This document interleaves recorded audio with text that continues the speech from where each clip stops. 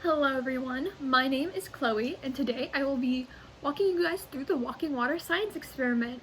And so this is a really fun thing just to try at home. It doesn't have a lot of supplies that you need and it's really simple and it's really fun and you just get to see a lot of colors change and I think it's really pretty, really cool. I'll also explain the science behind it later on and I think that'll be a really fun part as well. So let's get started. So to start off this experiment we're going to need to know what supplies we'll have. So you're going to need, first off, 6 glasses. Here are 2 of them right now. Make them the same size, make them clear, so that way you can see all of the colors because we're using food coloring. So I have 3 different colors right here because I'm going to be using 6 glasses. If you want something smaller, like a smaller scale experiment, I'll have a link down below that talks about a smaller scale one. But we're also going to need paper towels. That'll be important for later on. And then you also have little handouts. So this will also be linked down below with a website that has this handout, and right here we're gonna have colors and you're gonna talk about what you think is gonna happen, and then right here you're gonna talk about what actually happened so you can see like your ideas, your hypothesis, kind of meet reality and the actual results of the experiment. So to start off this experiment we're going to actually take 3 of the glasses and we're gonna go fill them with water. I'm going to do that and then I will be right back. Hello everyone, I am back, and so I have my 3 glasses of water filled as you can see, and I made sure that they were all about the same height with some room left right here because later on we're gonna have to put paper towels in. I also do have my 3 empty glasses right off camera, and so we are going to get on to the next step. So our next step is going to be to add our food coloring, and so I have my 3 colors right here like so. So I'm going to have a blue, I'm going to have a yellow, and I'm also going to have a red like this. And so we're going to start filling them up now. I'm going to start off by filling up the red one like this, and I'm just going to start pouring in a couple drops. So I'm going to count 1, 2, 3, 4, 5. I'm going to start off with 5, mix it in, and see how it looks after. After mixing it, I added 5 more drops of red, so this makes about 10 drops, and I've mixed it in, and I like how this looks, so I'm going to keep it at 10 drops, and I'm going to try doing the same for the yellow one and seeing how that turns out. 9, 10. I'm going to dry this off and mix. I'm going to add a couple more drops of yellow just because it is a lighter color and I want to make sure that it still has a chance to stand out against the red. And now I like how this one looks as well, and so I'm going to add my final one, which is going to be the blue right here. I'm going to start with 10 drops, see if I like it or not. I really like how the blue came out. Blue is my favorite color, and so I really enjoy it. And also, because we are working with colors and food coloring and things like that, I do have on an apron. If you want to wear an apron or you want to wear like a lab coat, go for it. Make sure that you don't get colors all over your clothes because your clothes probably look great and I don't want them to get ruined because of this experiment. We are now almost done setting up the experiment to then start observing how it looks. So make sure if you do want to do the handouts, you start doing them now so you see how these are all set up. I have it alternating between 1 with color, 1 empty, 1 with color, 1 empty, 1 with color, 1 empty, and I'm going to make them into a circle in a minute. This is just so you can see how it looks. And so now you can choose 2 of these colors and talk about what you think is going to happen in this empty glass once we connect them with our paper towels. So this is what your setup should look like. I just made it a little circle so that way all of the colors have a chance to mix like this, and then you can see where all of the paper towels are going to go, right where they meet up like that. Our final step in this experiment is going to be folding our paper towels. So I just have some Bounty paper towels like this. Any brand should work just fine. So I'm going to take this and I'm going to fold it hot dog style or lengthwise. And then what's going to happen is I'm going to fold it, and then I'm going to put it in like this.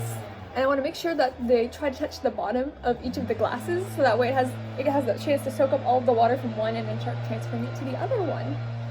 So we are going to take the paper towel that we just folded and we're going to put it in like this.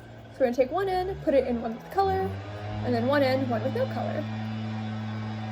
We're going to kind of set it down and let it stay like this. And as you can already see what's happening, it's already starting to start traveling up like this, and we're going to hope that it continues doing that all the way to this next glass.